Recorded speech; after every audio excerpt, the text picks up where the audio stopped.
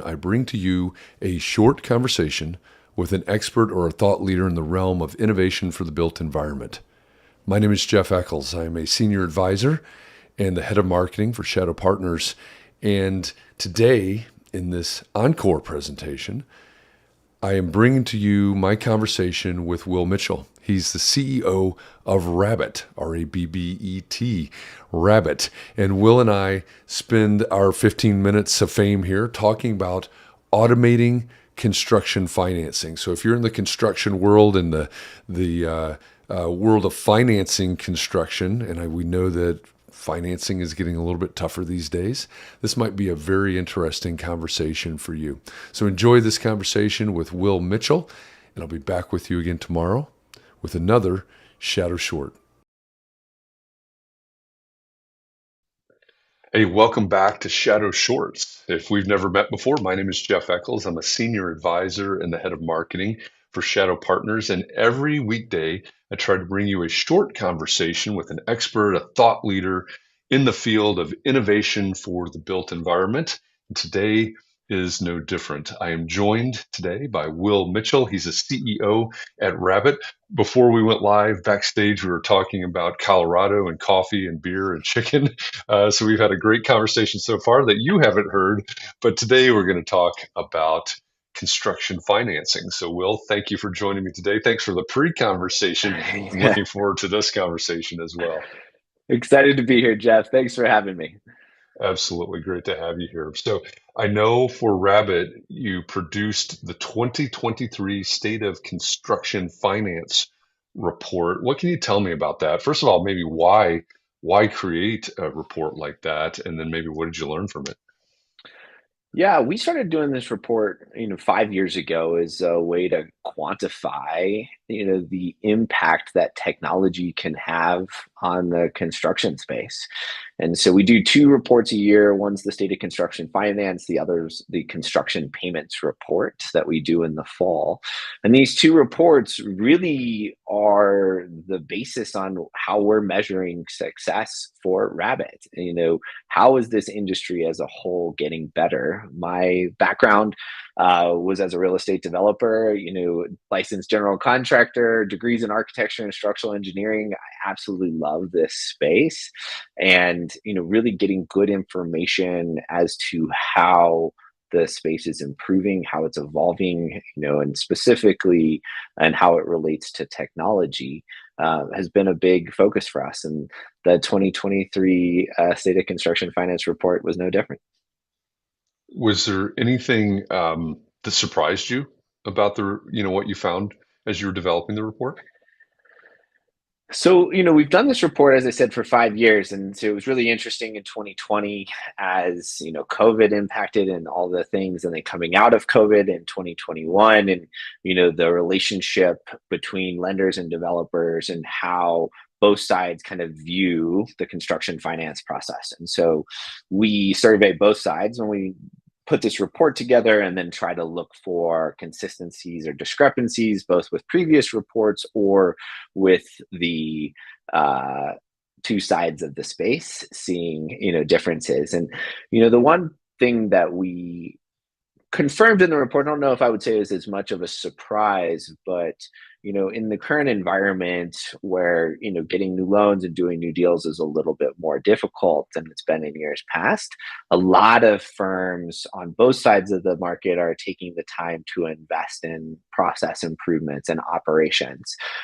So busy for the last 10 years, this market's a great time to have your team work on getting better as a team and not as focused on doing deals. And the report really supported that information with 64% of the respondents saying that they are adopting software to stay ahead in 2023. Oh, that's super interesting. This report that we're talking about is the 2023 State of Construction Finance Report. If you'd like to get a hold of it, I've put the URL for the Rabbit website down the bottom left corner of your screen right now, rabbit.com. And you think woodworking, not little furry things. Um, and right at the top of the website, there's a sort of a bar at the top, and there's a place where you can get that report from Rabbit. So as you're thinking about those tools and thinking about that increased use of software by by different firms, I know one of the tenets of your business is not only transparency but also leadership in the space. So Yeah. how does that play in when you think about your day to day and doing business? How does that then tie to what you were just saying about the report, more people using software? Yeah, so a big part of the report is understanding where there potentially are those discrepancies, as I mentioned a minute ago. And part of the discrepancy is just perception of information transfer between organizations. And so, a developer thinks that they've, done a complete or, project, report, and the lender thinks it's insufficient. And so how do we get people more and more on the same page? And one way to do that is standardizing the information that's being transferred. And so, the AIA has introduced some great forms, for the standardization of transfer of, information like the G702 and the G703.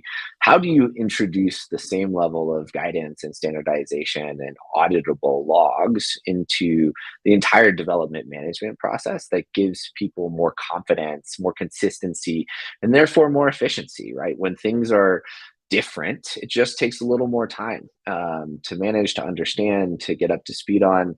And so, as an organization and through the report, we look at ways that you can start to provide guidance to the industry to provide better standardization and consistency of information that can benefit both sides. Yeah. We were talking about this before we went live, but I think, we're talking about AIA contract documents as the standardization, as a method or a tool for standardization. I never thought about it that way, as you were talking about it, but it truly Mhm. is. It's maybe that was innovation back when they first rolled out the It certainly contract was, docs. yeah. Yeah. Yeah. So now, um, AIA has that, and it's, as you said, it's pretty much industry standard. Not everybody's using them, but a lot of people are. I teach them in my pro practice classes that I teach. Um, then tools like Rabbit, and certainly there are others out there, but taking things to the next step in terms of sharing, in terms of standardization, bringing technology into the scope of all of this uh, interaction, I guess, and project management. What do you see looking forward? You know, whether it's Rabbit or it's another software that's out there, what's the future of automating? If we've gone from the documents to the online documents to softwares like yours and others, what's the future of these types of tools for whether it's automation or standardization of construction finance? Yeah, so the primary evolution internally for an organization is these, ability to connect systems through APIs so that information is more in sync, it's more real time, it's less manual. The problem that still remains is that information transfer externally is still very manual. If you're transferring information between an organization, it almost is only in three formats. It's in a email, an Excel, or a PDF. Like in general, information transfer between organizations is still extremely rudimentary, has not been evolved.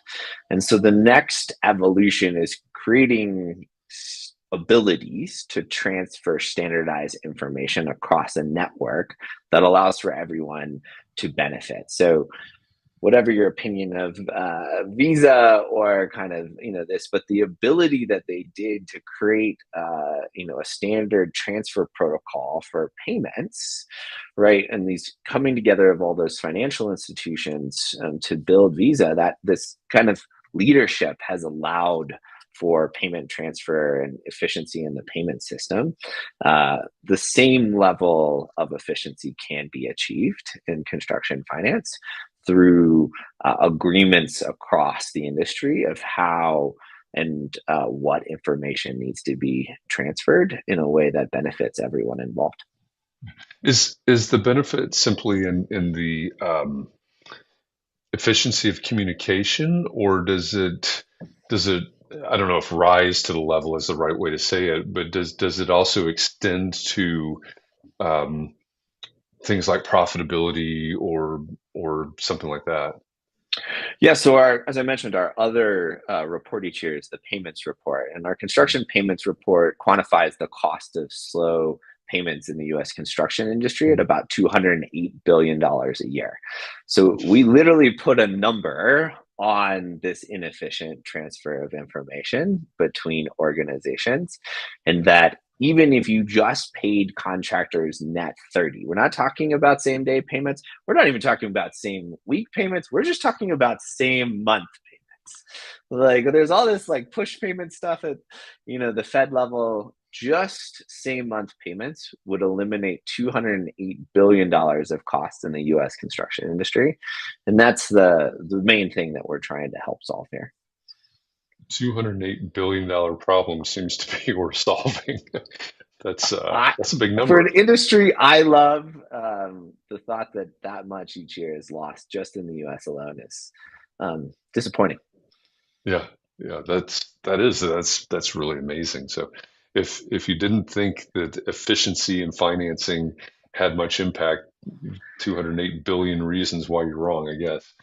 Right, Um, exactly. yeah, yeah. So tell me a little bit more. I, I like the idea of solving the $208 billion problem. I like the standardization, the systems, et cetera.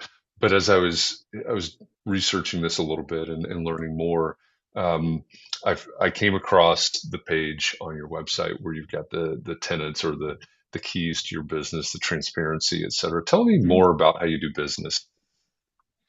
Yeah, so our four values, transparency, relationships, guidance, and efficiency, really are at the heart of everything we do. Transparency, first and foremost, is, how we lead the company, how we lead with our team, but also, how we feel about the industry as a whole. And historically, there was this belief of kind of hiding information or information asymmetry that we really don't believe is in the best interest for everyone involved. And so this idea of transparency actually benefits the industry as a whole, and we want to be a good citizen of the community, encourage our customers to do the same.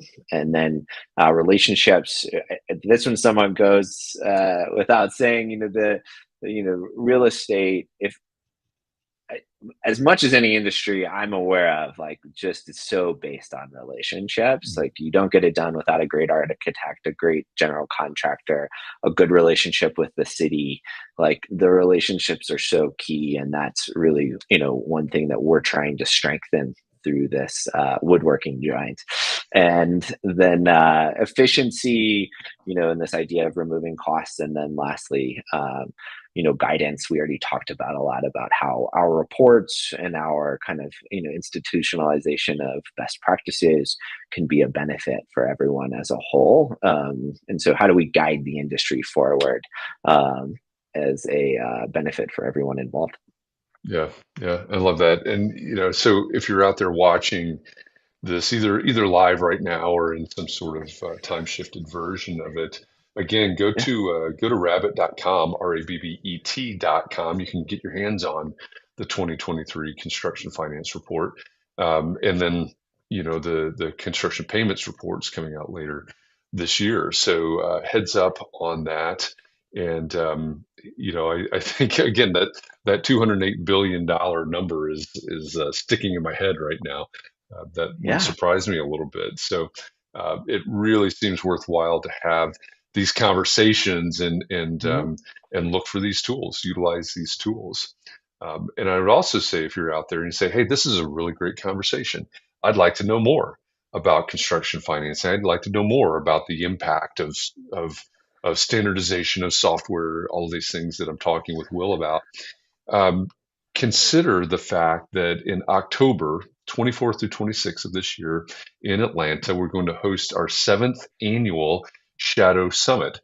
And Shadow Summit is our own little purposefully cozy conference. About 200 people is where we will cap it. And we have these types of conversations, but we go even deeper. Will and I have just been here 10 or 15 minutes at this point. We'll have whole conversations about construction finance and other topics relating to innovation in the built environment. Our CEO, KP Reddy, has described it as everything that's happened in 2023 in terms of innovation for the built environment and everything you need to prepare for, budget for, allow for in 2024. So that's what Shadow Summit is. It'll be a great time.